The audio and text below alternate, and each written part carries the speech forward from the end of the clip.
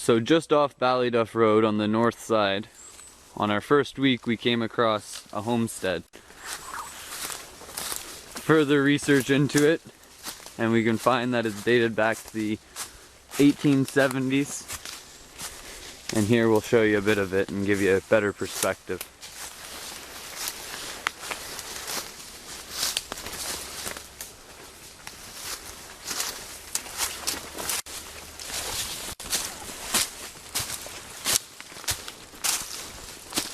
This is presumably the entrance to the basement at the time.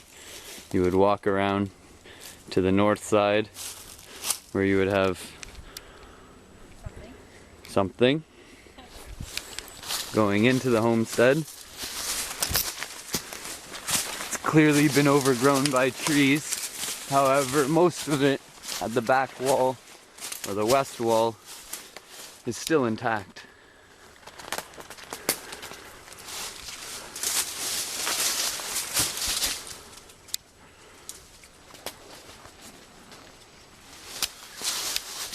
As you can see, the trees grown in here have been here for quite some time. After further exploring the area, we were able to come across the well, which was presumably used to give water to the house. And here that is. Gross. We've marked it with marking tape so that any future hikers don't fall in.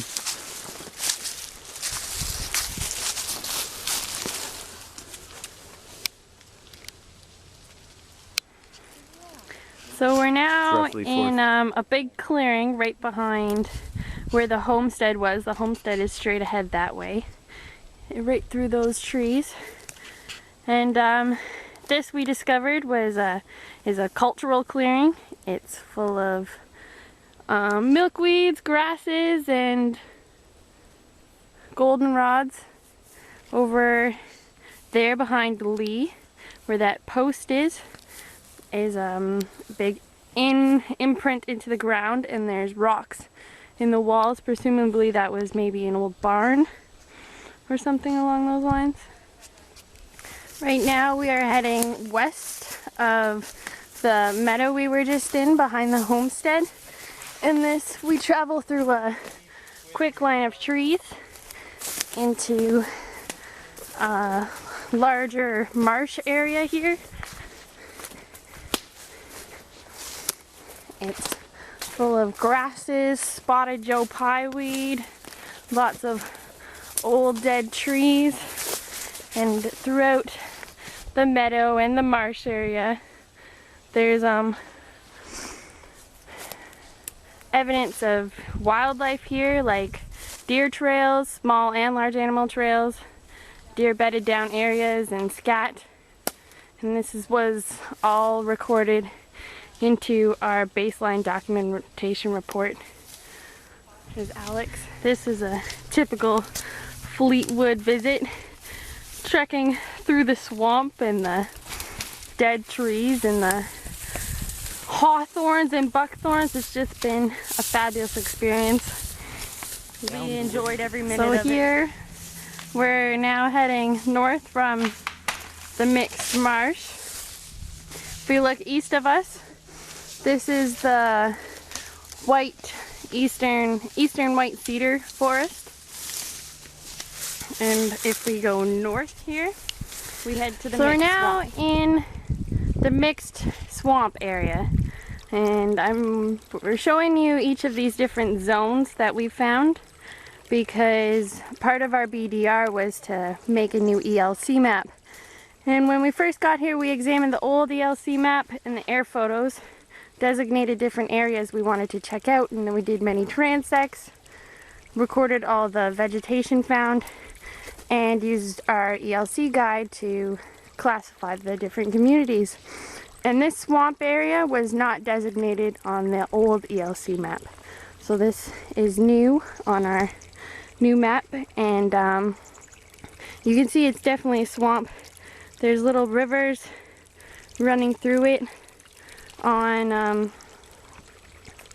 some of the watershed maps, you can actually see there's a river that goes across from east to west across our north 100 acres and into Fleetwood Creek, and this is presumably where it goes through, which right now is not a stream, but it is a swamp area. Is just showing you something else we found on one of our site visits, just old artifacts.